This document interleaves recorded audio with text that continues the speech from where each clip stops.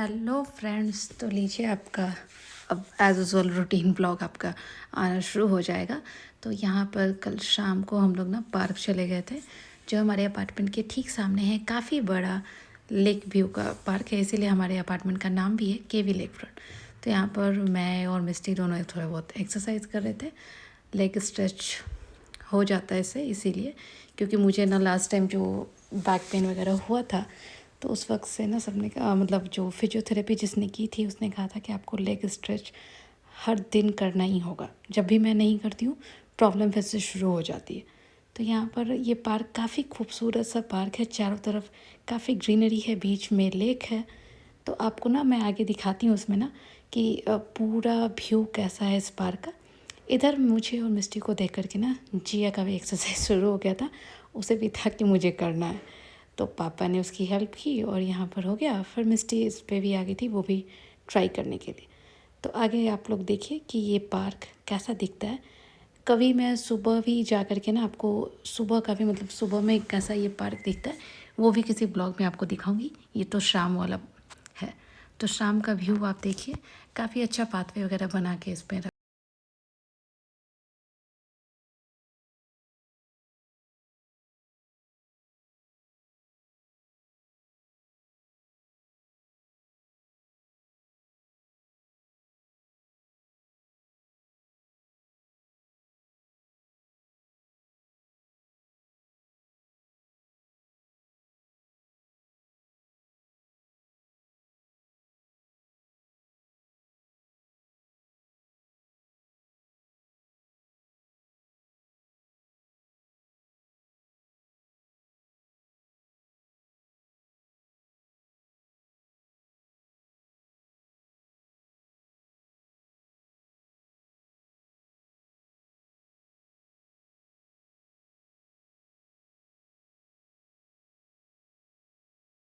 तो यहाँ पर गाइस आप देख ही रहे हैं, मिस्टी को ना चले गाने पर डांस करने का बहुत सवार हुआ था। बोल रही थी मम्मी मैं स्टेप करती हूँ, तुम वीडियो लो। तो खैर उसने डांस अच्छा ही किया था, आप चैनल पे जाके उसका शॉर्ट्स देख सकते हैं। लेकिन अफसोस पता नहीं आजकल ना व्यूज़ नहीं आ रहे, मुझे समझ में नहीं आ रहा ऐसा क्या हो गया, मेरे शॉर्ट्स वायरल हो ही नहीं रहे। तो आप लोगों से उम्मीद करती हूँ कि आप लोग ही वायरल करोगे, क्योंकि आप लोगों के सपोर्ट की वजह से मैं पिछले 3 सालों से कंटिन्यू कर रही हूँ। आगे देखते हैं कि कितने व्यूज़ आते हैं। लेकिन कभी कभी ना मैं पूरे से लाइक डिमोरलाइज हो जाती हूँ, मुझे ऐसा लगता है कि अब छोड़ ही देना चाहिए। तो आप लोग बताना कि छोड़ना चाहिए या नहीं छोड़ना चाहिए, क्या करना है मुझे। यहाँ पर ना कुछ डब्बे मतलब पार्क से आने के बाद जैसा होता है ना लेट इवनिंग, थोड़ा सा रूटीन, उस वक्त थोड़ा सा रिलैक्स टाइम होता है। तो उस वक्त ना जो बाकी छोटे मोटे काम होते हैं ना उसे ख़त्म कर देना ही अच्छा होता है, क्योंकि डिनर में अभी टाइम था, अभी 7:30 हो रहा था। तो किचन के कुछ डब्बे खाली हो गए थे, तो सुबह ही कुक ने निकाल के गया था कि इन सब में मसाले डाल दीजिएगा। उसके बाद थोड़ी बहुत ग्रॉसरी लास्ट मंथ की ही ना अभी मतलब है स्टॉक में। जैसा होता है कि ड्राई फ्रूट्स लेते हैं ना, 1 महीने लेते हैं तो दूसरे महीने भी जाता है, क्योंकि बड़े पैक ले लेते हैं। तो उन सब के डब्बे भी, जब भी डब्बा खाली होता है ना तो मैं उसे वॉश करा देती हूँ, और उसके बाद सबको फिल मैं करने लगी थी यहाँ पर।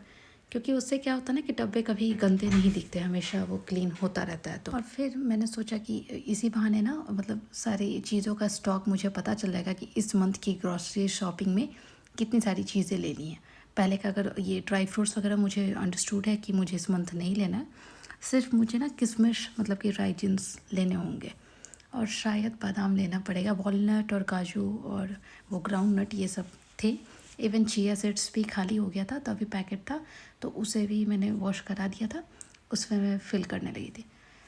इधर मिष्टी को मैंने पढ़ने बिठाया था, तो आप समझ ही रहे होंगे मैं उसी पर गुस्सा हो रही थी कि पढ़ने बैठो। बार बार आकर के मैंने कहा जितने भी सारे डाउट्स हैं वो एक जगह लिख के रखो, मैं आती हूँ तो फिर तुम्हें क्लियर करूँगी। तो ये सब ना मतलब लेट इवनिंग में अगर आप ये सारे काम कर लो ना तो थोड़ा सा टाइम सेविंग भी हो जाती है नेक्स्ट डे के लिए। और अभी ग्रॉसरी आएगी तो फिर से सारा काम बढ़ जाएगा। तो इस बार ग्रॉसरी मैंने सोचा ना मैं डी मार्ट नहीं जाऊँगी, सिर्फ डी मार्ट से ऑनलाइन ही मंगा लेंगे, क्योंकि जब फैसिलिटी है ही तो क्यों कौन उधर जाए 2 घंटा लाइन में खड़ा रहे, और फिर सब कुछ तो बच्चों के साथ जाना ना काफ़ी मुश्किल हो जाता है। तो यहाँ पर मेरा ये सारा सामान अभी थोड़े बहुत थे।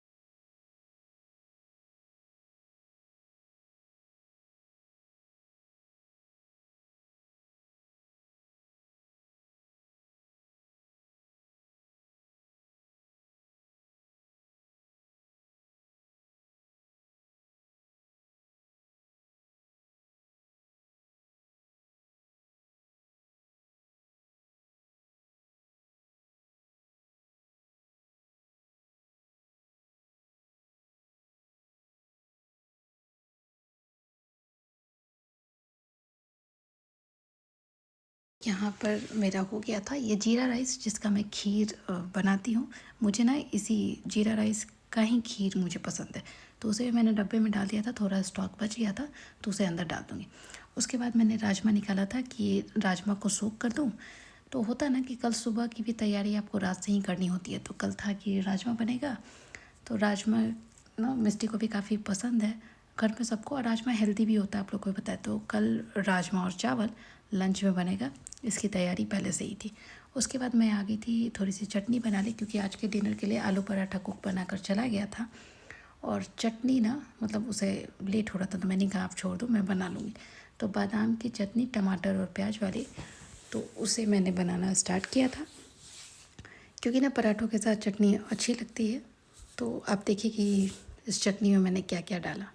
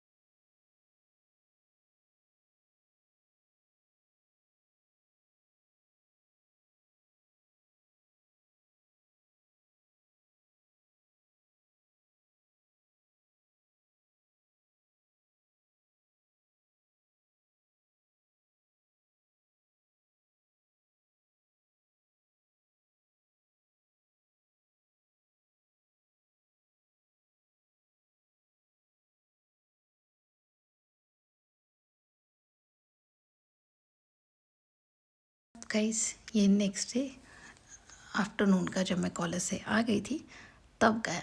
तो आज राजमा चावल, जैसा कि आप पीछे वाले क्लिप्स में देख ही चुके हैं कि राजमा मैंने सोख किया था, तो राजमा बन गया था। और उसके लिए मैंने जीरा राइस बनाया, जीरा राइस और राजमा। तो आज मिस्टी को था कि मम्मा तो मुझे ना अच्छे से सर्व करके दो, थोड़ा सा डेकोरेट करके। तो मैंने कहा ठीक है चलो डेकोरेट कर देते हैं। तो वो जो आप ब्लू कलर का बॉक्स देख रहे हैं उसमें राइस डाला, उसके बाद उसे डाला, और बीच में वो छोटी वाली बाउल से ना उसे थोड़ा सा ना मतलब डेप्थ दिया, कि क्योंकि उसमें राजमा अच्छे से बैठ जाए। उसके बाद ना ये मिस्टी का प्रोजेक्ट वर्क था, तो मिस्टी खुद ही बना रही थी। लेकिन क्या हुआ कि उसने लाइन ना सीधी नहीं डाली थी। तो मैं उसे बोल रही थी कि मतलब बता रही थी कि देखो ऐसे करके सीधा मेज़रमेंट देखते हैं, इधर से भी उतना ही गैप होना चाहिए, उधर से भी, तभी जाके सीधी लाइन होगी। तो मैंने ना यहाँ पे उसे बना दिया था। उसके बाद मैंने मिस्टी को बिठा दिया।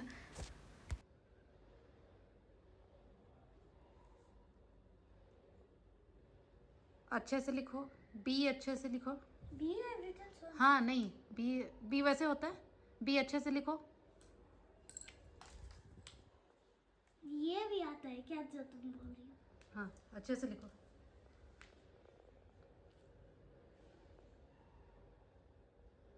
ये क्या बना रही हो मिस्टी? मैं अपना मैथ्स डे के लिए pictograph chart with tally marks बना रही हूँ। ठीक, चल continue your work. I am doing my work. उसके बाद गाइस देखिए, ये शाम को जिया ना, दादी के पैरों में दर्द होता है तो वो क्रेप बैंडेज बांधती हैं।